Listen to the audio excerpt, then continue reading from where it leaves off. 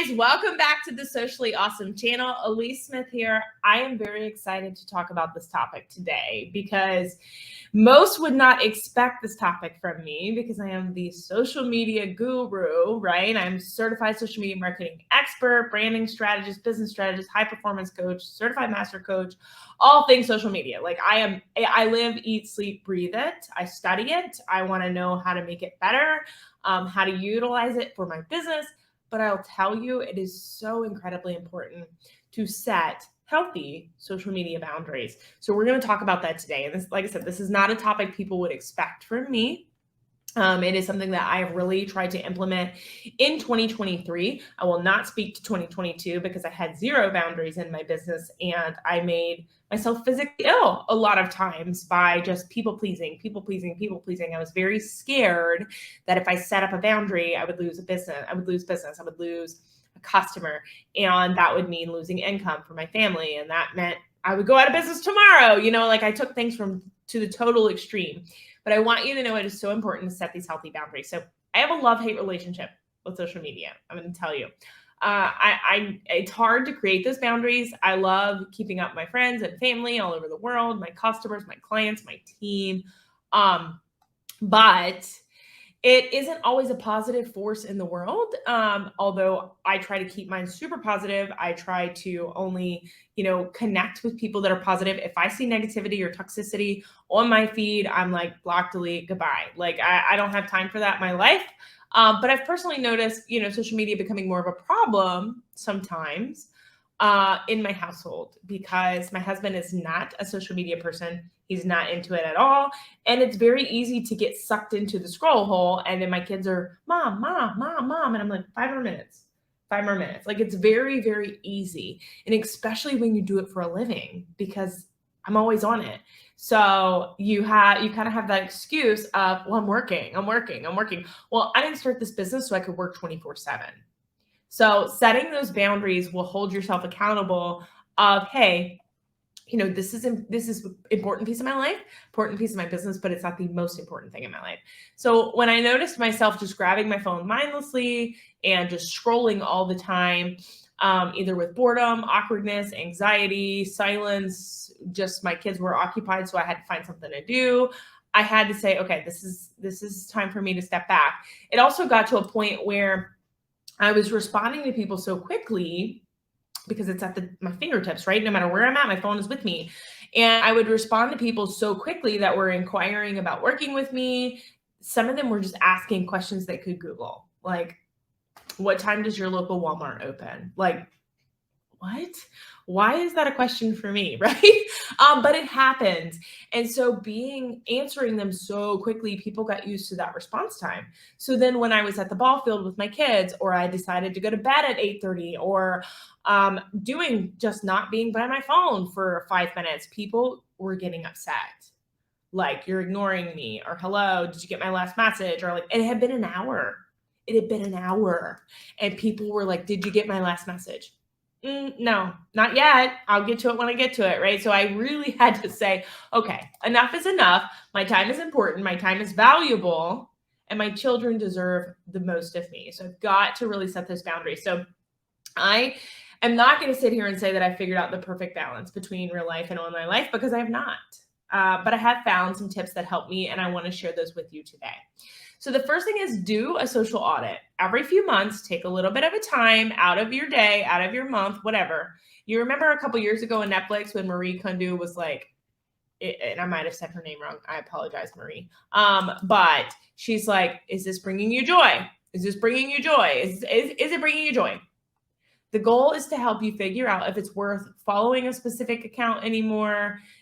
Are you checking the same person's story 10 times a day to see if they hit that rank yet? Like, are you obsessed in their story so much that it's taking over your own? Is it causing you imposter syndrome? Think about it, right? Who are you paying attention to the most? Avoid performative posts.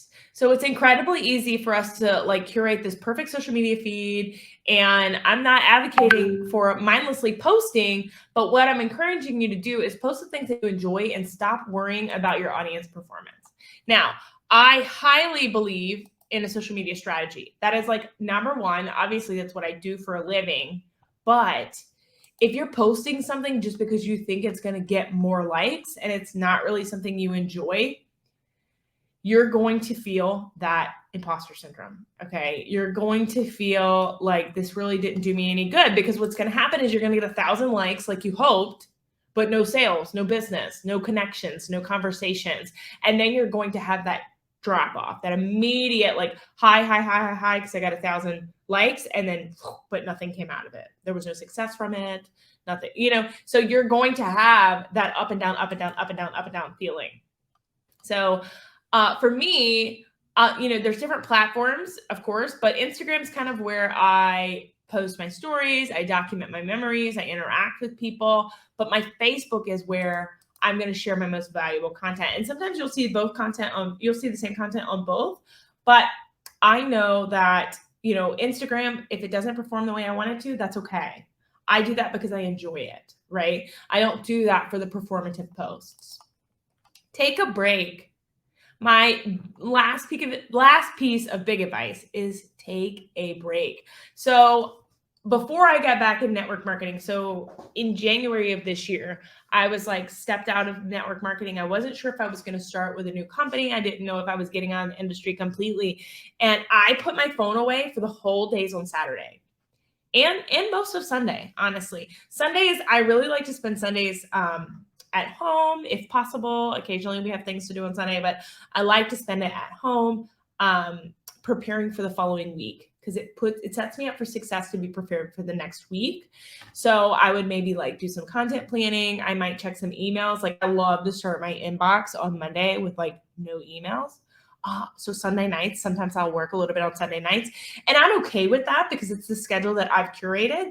I take time out throughout the week to bring my kids to piano, t-ball practice. I might get groceries during the week. So like I take bits and pieces of personal time throughout the week because I own this business and I can create it however I want. So I don't mind spending a couple hours on Sunday to prepare me to be able to take that time and not cause myself anxiety through the week. So Sundays for me are sometimes working days. But I really, really would take my phone and set it like on the nightstand in my room. I would not put my watch on, because my watch is the worst. You'll see me do like this, right? Because it's a connection to my phone. People were like, where did you go? I still posted that day. I was still present. I was still consistent, but I wasn't answering DMs. And I started letting people know on Monday when I came back. My apologies for the delay, but I've chosen to not be a messenger on the weekends. Now, I got back into network marketing. I'm in this excitement craze right now. I'm in the building phase. So I am a messenger on the weekends again, okay? But I still scroll through and pick. I am working on this business today. My agency is open Monday through Friday, 9 to 5.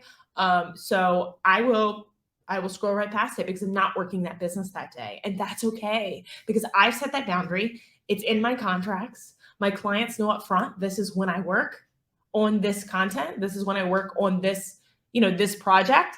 And on Saturdays and Sundays, I give it to my network marketing team. And that boundary of being able to take off one hat and put on another has been huge for me.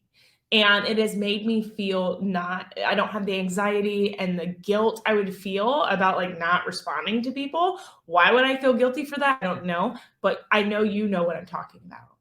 I know you know what I'm talking about. You feel guilty when it takes you more than an hour to get back to people. And you know what? 9 times out of 10, they'll send me a message and be like, especially with those Walmart questions, they'll send me a message, be like, never mind, I figured it out.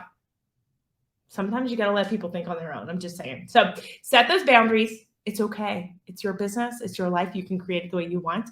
No one said you need to be on 24/7. So I hope that this episode brought you value. I hope you will set these boundaries going into your business and your life.